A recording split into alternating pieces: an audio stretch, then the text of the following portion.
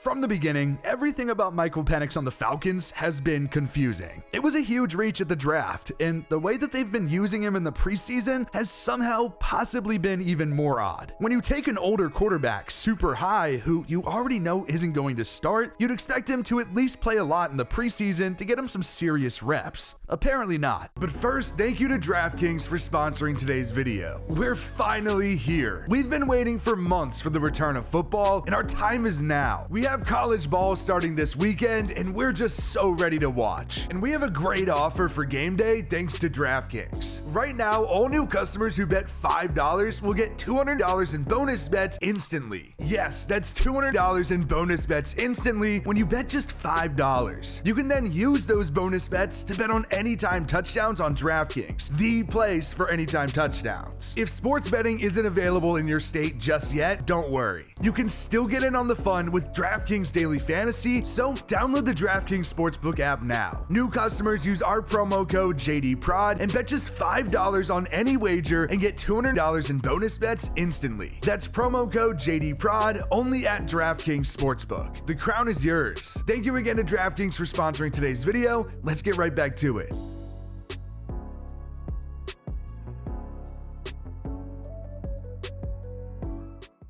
Now, Michael Penix didn't play in the Falcons preseason Week 2 game, which was pretty weird. Raheem Morris basically said that he felt like he didn't need to play him in the second preseason game because of the way that he played in the first game and the reps that he took during practice, which I get it, that is understandable at least to an extent, and it's definitely a good thing that the Falcons like what they see, but I don't think it would hurt him at all if he played some more snaps during the preseason. It really didn't make sense to anyone, myself included, and now he's not playing in the final preseason game either. So the Falcons coaching staff essentially just decided that they saw enough after week 1 of the preseason to the point that he doesn't need to play in the preseason at all. Just what a bizarre situation. This is a rookie quarterback who's only thrown 16 NFL passes. It'd be more understandable if the Falcons opted to get Kirk Cousins a lot of snaps and wanted to make sure he was functioning well and getting as many reps as possible in the preseason, but he didn't even play. It's been Taylor Heineke who's thrown the ball the most for the Falcons in the preseason. I'd think at this point, they don't really need to learn too much more about him. I mean, he has 24 games of film from Washington, and then he was literally on the roster last year. They certainly don't need to evaluate him as hard as Penix. Other than Penix and Heineke, last year's preseason hero Nathan Rourke played in week 1 of the preseason, and he was released soon after. So then John Paddock played in week 2. He's an undrafted free agent after 1 season at Illinois. There are certain situations where not playing a rookie quarterback makes sense. And honestly, this isn't really one of them. I really gotta say, the move to not play Michael Penix outside of week 1 of the preseason still doesn't make any sense at all to me. Usually when you don't play a quarterback in the preseason, it's because they're the starter and you don't want a chance of them getting hurt. But here's the problem here. Michael Penix isn't the starter, it's Kirk Cousins. So it makes sense not throwing Kirk out there, but not throwing Penix out there, the guy that's likely not gonna see the field for a couple of years, really doesn't make any sense to me. I get that you might already feel good about what he is as a player and how good he is overall, but it's the preseason. It's not like you're protecting him to be able to start week 1 just in case Kirk isn't ready to go, because Kirk is ready to go. I really don't get it, but the Falcons seem to have a plan with how they're kind of managing all of this. I get it's just the preseason, but any game time reps are going to help him develop. Now, obviously, like the rest of the world, when I watched the Falcons take Michael Penix 8th overall, I flipped my shit. I don't think anyone was expecting him to go that early. And I thought that maybe as the season progressed, we'd get a little bit more clarity as to why the pick happened and it would make a little bit more sense, but the season's almost here and I still don't get it. I mean, I get that they're investing in their future, but they're investing far into the future here. It's not like Michael Penix is even going to start next year. Like, it makes sense if Kirk Cousins was brought in on a similar type thing that Russell Wilson was to the Steelers, and it was kind of just a one and done contract deal, but that's not the case. Kirk is locked up for essentially 3 years guaranteed, and then they have an out after that, but he got a 4-year contract for a reason. They believed in this guy to be the next starting quarterback for the foreseeable future, at least. Even after signing Kirk to that massive contract, they still went out and drafted Michael Penix 8th overall, who's a guy that's likely not going to see the field for a couple of years. I like Michael Penix, and I do think that he can be a decent quarterback in this league, especially with how good the situation in Atlanta is, but barring the circumstances, I really don't get the pick still to this day. Maybe if Kirk goes down, God forbid, it'll make the Falcons look a little bit better with the pick, pick, but even though I do like Michael Penix, it feels like they wasted it. When we all look back at the 2024 NFL Draft, the biggest shock was certainly when the Falcons took Penix 8th overall. We expected a lot of quarterback talk in the draft, but it was really mostly in the top 3. Caleb Williams was the guy, and then it come down to who Washington wanted at 2 between Jaden Daniels and Drake May, and then the Patriots would likely take whoever was left over. Well, that all played out, and the next question came, when would JJ McCarthy go off the board? And would it be a first-round pick? He was a first-round pick. But first, the Falcons took Penix. McCarthy still went 2 picks later, and Bo Nix went 2 after that, so why was the Penix pick regarded as such a wild pick? Well, simply put, he wasn't supposed to go high. Penix proved just how good of a passer he was in college, and obviously he had a lot of success considering that his last collegiate game was literally the national championship. But he isn't mobile, and more than anything, he was so injury prone during his time in college. He did have 2 great seasons at Washington, but before that he was at Indiana for 4 seasons, and injuries just felt like they were inevitable for him. He tore his ACL as a freshman, he hurt his shoulder and only played in 6 games in 2019, tore his ACL again in 2020, and then hurt his other shoulder the next year and only played in 5 games. Now, he was pretty good when he was on the field, but he just couldn't stay out there. Then in Washington, he did, and he was incredible. But I'll remind you guys, that is 6 years in college. He's a 24-year-old rookie, and that's a dangerous game to play. But the Falcons clearly liked what they saw and still took a chance on him. Now, as I said before, I do like Michael Penix as a player. He was super electric to watch in college, especially his time at Washington. There's a reason that he was the runner-up for the Heisman behind Jaden Daniels, because he was just that good. I do think that Penix can succeed in the NFL, and a lot of that comes back to the Falcons just being really good, more so than me having a lot of faith in his current ability as an NFL quarterback. I just think the Falcons are that good, and they can really support a quarterback even if they play just okay, and I do think Michael Penix is a better quarterback than Desmond Ridder. But at the same time, Penix isn't perfect. There's also a reason that he was a projected late first, early second round pick. He had his issues, and he still has his issues, but lucky for him, he's gonna be able to sit on the sideline and continue to develop while Kirk runs the show for the next few years. I just wish that we get to see him a little bit before 2027. Whether or not Penix actually works out in the long run or becomes a great NFL player, the selection at the time will always be a little confusing. 1, because they clearly overdrafted Penix, but also 2, they already had a quarterback that they were paying a lot of money to. As soon as the new league year started, the Falcons signed Kirk Cousins to a big 4-year, $160 million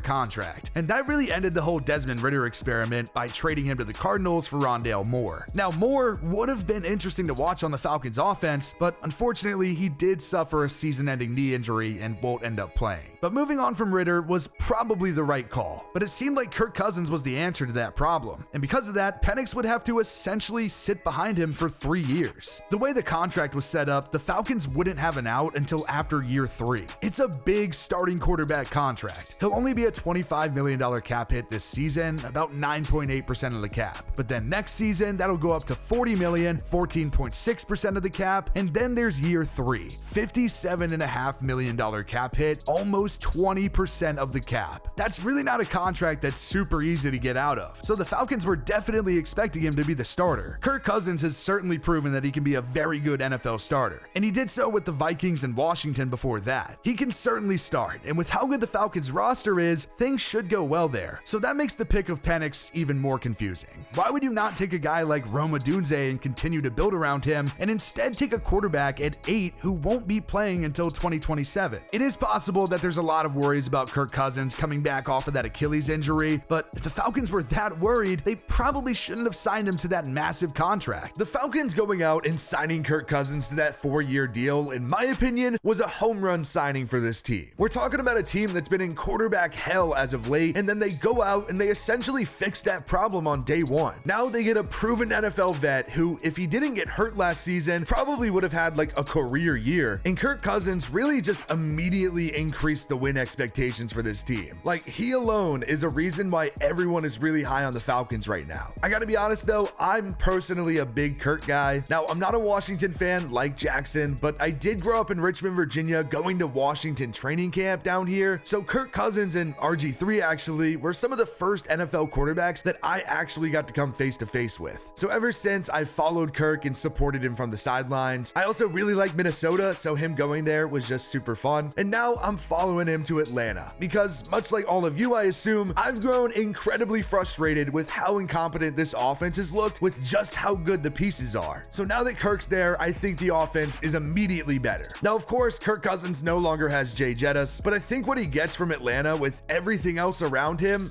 kind of balances out. If Kirk Cousins can just stay healthy, I think that he can have a career year here. That's how good I think Atlanta is. He's still a very good NFL quarterback, and he alone makes the Falcons a really scary team. Now, with Kirk Cousins under center, or if he gets hurt or whatever and it's Penix, this Falcons team is pretty good on paper. They have a new head coach in Raheem Morris, and he's stepping into a pretty good situation. He just really needs to figure out quarterback, and frankly, I think he has. He knows Kirk well from Washington, so I'd assume he has plenty of trust in him, but Morris should really be big for that defense. They have some studs on that unit. They have AJ Terrell and Jesse Bates back there in the secondary, and then there's the new addition, Matthew Judon. The Falcons just got Judon for a third-round pick from the Patriots. Now, I loved watching Red Sleeves suit up for the Pats for the past couple years, and frankly, he was one of the best free agent signings that Belichick made in the last couple years of his time in New England. But the Pats and him just couldn't get a deal done, or didn't even want to, and they shipped him off to the Falcons to get some draft capital in order to help them continue on this rebuild. But Judon is a stud, and having him in Atlanta is certainly a pro. But the real story of this team is all that talent on the offense, and if it can actually live up to some of the hype. And that's going to be up to Zach Robinson, who I think is a heck of a hire here. The Falcons also have a really good line that's going to be anchored by Chris Lindstrom, and all 5 starters from last year are returning. It'll be a good unit, and the hope is because of that, Kirk can get the best out of the offensive guys. You have those 3 straight first-round picks, Kyle Pitts, Drake London, and Bijan Robinson. There's just so much talent there, but it hasn't all been put together. On paper, it really feels like the Falcons should just win the NFC South. I mean, that's really not saying a lot. It's a pretty weak division, but theoretically, they should be the best team in the division with just how much talent they have on their roster. The Atlanta Falcons are going to be a very fun team to watch in 2024. There's a lot of things to look forward to, specifically that offense. This offense, theoretically, is ridiculous. That alone is going to win you some games. As for the defense, it isn't quite as good. I mean, it's not like the worst in the league, but it's definitely not as good as the offense. It's better than it was before, and adding Judon was a massive plus. But regardless of if the defense does let up some points during the regular season, I do think that this offense is good enough to keep pace with that and actually win games. The NFC South really should just be the Falcons for the taking. I mean, that really isn't saying much. The NFC South isn't that great. I mean, I'm a big Baker Mayfield and Buccaneers fan, but even I know when I look at this Falcons team that they should just take this division and just steamroll them. The Bucs were a really fun story last year. I just don't know if they're going to be able to replicate it, and I'm a believer in this Falcons team. I get it, we haven't really seen it all come together in the past, but I believe in Kirk Cousins just that much. I think he alone coming in makes the world of a difference, and it's just going to make this offense competent day one. He has a good offensive line, like a really good offensive line, and all the weapons around him are capable of succeeding if they can just have a guy behind center that can incorporate them into the game and not turn the ball over and actually make big plays. Kirk Cousins has the ability to do all of that, and I'm super excited to watch him play this year. There's super exciting storylines to follow with this team. They have a new head coach, they got a new quarterback, they got another new quarterback. I mean, the Falcons' decision to draft Michael Penix still astounds me. I don't get it even to this day. But on the bright side, the Falcons are a good team. And as long as Kirk is healthy and playing well, Penix is gonna just have to sit on the sideline and watch until it's his turn to take over the franchise.